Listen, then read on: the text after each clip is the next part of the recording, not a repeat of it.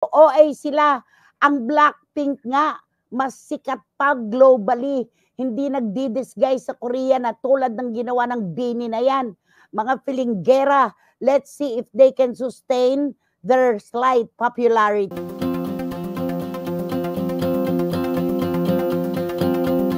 Nagbigay na rin ng payo ang showbiz insider na si OG Diaz sa P-pop girl group na BINI kaugnay sa kanilang mga isinusuot na outfit sa airport na halos hindi na makilala.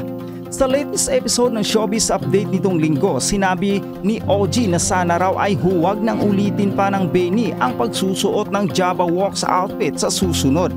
At bago pa man daw puyugin ng batikos si OG, nilinaw na agad ng co-host niya si Mama Lu na ang suhistyong binanggit ng Showbiz Insider ay para sa kapakanan ng mga taga-subaybay ng BINI at hindi sa mga basher at hater nito. Biyernes kasi ng tanghali ay ginulat ng grupong BINI ang online world nang lumabas ang mga photo nila na mala Java Walks ang look nila sa airport. Tila nga nang aasar ang Nation Girl Group sa kanilang mga basher dahil almost 100% covered ang kanilang katawan sa kanilang suot na hoodie at jogger. Pati nga ang kanilang mukha ay natatakpan din dahil sa maskarang suot nila na katulad nga sa look ng dance group na Java Walks. Pati nga ang mga staff at family na kasama nila sa flight sa General Santos City ay balot na balot din. Matatandaang nag-viral ang video nila sa airport sa Cebu kung saan pinulutan sila ng kanilang mga basher dahil sa kanilang usual airport look na naka-cap, shade at face mask. Sabi nga ng mga basher, may attitude na ang P-pop idol girl group ngayon. Sikat na ang mga ito at pinagdadamutan nilang makita sila ng fans. Pero natawa na lamang ang mga Bloom tawag sa fans ng BINI dahil ganun naman madalas ang look ng idol group nila maski hindi pa sumikat ang mga ito. Supportive din ang Bloom sa tila nga pang-aasar ng BINI sa kanilang mga basher. Dahil sa daming sumusuporta sa airport look ng BINI ay trending ngayon sa X ang hashtag #MusShadeCap. Alam niyo po mga kapatid, kami natutuwa ni Romel kapag may isang grupo na umaangat, nakikilala, sumisikat at sinusuportahan po ng ating mga kababayan. Tulad nangyari noon sa Sex Bomb Dancers, di ba? Hanggang sa kumakanta na rin sila, nagpe-perform na. Yung Viva Hot Babes, tayo tuwan-tuwa sa kanila noon, di ba? At sa kasalukuyang panahon, meron po tayong grupong BINI, di ba? Nakakatuwa kasi nabuhay muli ang entusiasmo ng ating mga kababayan sa mga grupo na tulad nitong BINI. Pero alam niyo po, naiintindihan namin kung ang BINI man po kapag nagpupunta sa iba-ibang lugar ay naka-face mask. Tanggapin po natin ang katotohanan, hindi pa po ligtas ang lahat ngayon sa pagkakahawa sa mga sakit, ika nga. Kaya okay lang yung paggamit ng face mask. Ang ibig sabihin po nun ay proteksyon. Pero nakikita po natin, nararamdaman ngayon ang reklamo ng ating mga kababayan dahil umo-OA na raw itong BINI na nagpaka-jabawokis na magpunta sa Jensan. Romel, ano komento mo? Siyempre, hati na naman ang opinion ng mga tao dahil yung iba, gustong-gusto talaga silang makita. Pero, nadidisappoint kasi nakatakip lahat sila. Yun naman ang punto ng iba. Pero syempre, kung iisipin natin, kung hindi tayo babase sa mga dating sumikat na wala namang ganyan, ngayon lang, kaya hindi matanggap ng mga tao kung bakit sila ganyan kaprotektado, di ba? Kaya hindi natin masiksi. Pero nag-iingat din sila, katulad sinabi mo na, di ba? Kaya pag naka-face mask sila, kasi isa lang magkasakit sa kanila, maghahawa-hawa, wala, hindi sila makapagtrabaho lahat. Yun eh. Pero napakahirap pong tanggapin ng ating mga kababayan na gustong-gusto silang makita sa isang lugar katulad ng airport. Hindi po sa lahat ng panahon ay makadadalaw sila sa bawat probinsya na pinupuntahan nila. Kagaya yung sa Cagayan de Oro City. Ilan po ang nagpuntahan doon para kahit paano yung masulyapan man lamang ang kanilang idolo, ang mga miyembro ng BINI. Pero ano ang kanilang nakita? Nakamaskarang mga babae na napaiikutan na ng mga security. Hindi naman po pwedeng sabihin na nakakatakot ang kanilang kondisyon nung araw na yon, nung mga oras na yon, dahil protektado nga sila, ang dami-daming nakapaikot sa kanila. Pero yung magsuot ka ng maskara, yung nga pong tinatawag nating mga Jabberwockies, teka naman muna, isang uri po ito ng pagdadamot. Pagdadamot po ito sa dahilan kung bakit sila naging sikat na grupo. Yun lamang po yun. Dalawang bagay ito. Sinadya nila ito para makakuha pa sila at sariling atake nila ito para magkaroon sila ng publisidad o promosyon, o ito ay isang tahasang pagdadamot sa mga tao na naging dahilan. Ito ang mga baitang ng hagdan na inakyatan nyo. Dapat yung pagtanaw ng utang na loob, hindi nyo kinakalimutan. Huwag nyong ipinagdadamot ang inyong sarili sa mga tao na naging dahilan ba't kayo nandyan, di ba?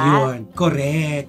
Kaya hindi natin masisisi kung maraming nagsasalita ng mga hinaing nila tungkol sa Bini. Pero kung babalansahin natin, ako intindihin na lang po natin siguro, di ba nanay, kung anong binibigay nila sa atin, pero ikagaganda naman siguro ng kanilang grupo ang ginagawa nila. Yun naman ang tingin siguro ng iba. Kaya hati eh. Oo, Pero sa... kontra ako, Romel. Oo. Kontra ako doon. Sa bawat artista na umaangat ang pangalan at kinakambalan ng tagumpay, hindi nila dapat makalimutan ang mga tao, ang publiko. Sila ang dahilan kung bakit nila narating at naabot ang kanilang mga pangarap.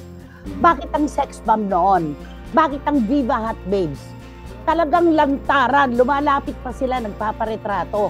Okay, kung sino man na nakaisip nito na pagsuotin sila ng maskara, pampalayo po yan. Pampalayo po yan sa puso at bituka ng publiko. Hindi tama yon. Okay na yung naka-face mask kayo at saka mga dark glasses na pagkalapad-lapad na wala na halos nakikita sa mga mukha nyo. Pero magmaskara kayo, hindi yan maiintindihan agad-agad ng ating mga kababayan. Pakinggan nga natin kung ano masasabi ng ating mga CFMers tungkol dito. Ayan. Sabi ni Dan Clavesillas, over na OA pa. Kami nga, hindi namin sila kilala. Hindi naman lahat kilala kayo. Dinaig nyo pa ang mga sikat na sikat sa Hollywood. Alam mo, magdiretsahan tayo. Oo, kilala kayo bilang Bini, bilang grupo. Pero isa-isa, individually, hindi nga namin kayo kilala eh. Kahit nga ng ating mga kababayan, hindi pa nagmamarka ang itsura ninyo sa ating mga humahanga sa inyo. Pero bilang Bini at magagaling naman kayo talaga mag-perform, hinahangaan kayo. Kaya wag niyong ilagay agad sa ulo niyo yan. Umiikot ang bola. Ang mundo ay talaga namang umiikot. Malay nyo, baka nakatsyempo lang kayo, bukas makalawa, wala na yan. Okay? Sabi ni Marichu Formacion Espiritu, grabe naman po yung ginawa nila na para man lang sana sa mga tumatangkilik sa kanila. Konting sakripisyo man lang. Hello, hindi pa kayo ganun kasikat ha. Hindi ko nga kayo kilala. Sabi ni Marichu. Oh, ayan. At sabi ni Lulu Malig ng San Jose, California, agree po ako sa mga tao. Kawawa po ang mga tao. Walang pambili ng ticket na halos pawis na naghihintay lang makita sila.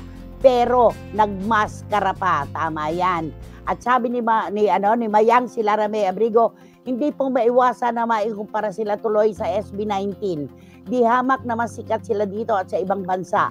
Pero never silang nag-disguise ng ganyan. Hay, manatiling humble, mga ineng. Hindi pa kayo ganong kasikat. Kanta lang ninyo ang kilala. Masalubong ko man kayo nga. Uhuyo kayo sa akin eh. Sabi. Naku, ito Juris Doctor Channel ha. Sandali. Babasahin ko mula pa sa Amerika to. Bini bilang grupo ay sikat. Kaso individually eh hindi naman kilala. Kaya pointless yung paandar yung Jabberwockies mask nila. Nako, Buni, ST, Bini. Mga ineng, kape-kape lang muna kayo pag may time at pakatandaan na bilog ang mundo. Totoo yan. Grabe. Sabi ni Ching Bautista Silverio, mahigsi lang yan, Reba, huwag ka mag-alala. Ching Bautista Silverio. Okay, nako, grabe. Hindi maganda. Masakit. Eka, sabi ni John, bakit ba sila nakarating sa kinaroroonan nila ngayon? Bakit ba nagkaroon ng tinatawag na blooms? Publiko sila. Nanay, salamat sa pagtatanggol sa mga tagahanga. kailangan natin talagang i-instill sa utak ng mga miyembro ng BINI na ang utang na loob ay dapat ibinabalik, hindi ipinagmamalaki. Ay. Sabi ni John. Okay naman ang feeling sikat na, umaangat pa lang kayo BINI, alalahanin nyo mga fans nyo ang nagpaangat sa inyo at saka grabe naman ang pagkahumaling ng mga tao sa inyo, baka hanggang ngayon, ano ba to boy, si Karagay, hanggang ngayon lang kasikatan nyo, kaya sana wag mo na lumaki ulo nyo. Bakit? Marami bang may COVID sa Jensan? Tama po na, hindi naman po natin sila kilalang isa-isa. Yung ano boys, yan sinasabi ko na okay lang. Face mask, hindi yung Jabberwocky mask. Naku ha, hindi, kailanman hindi. Grabe. Sa totoo lang po, hindi ko lala itong mga BINI na ito. Binibira tuloy sila ngayon ng mga netizens. Ewan ko sa inyo, wala man lang ako naalala mga itsura nyo.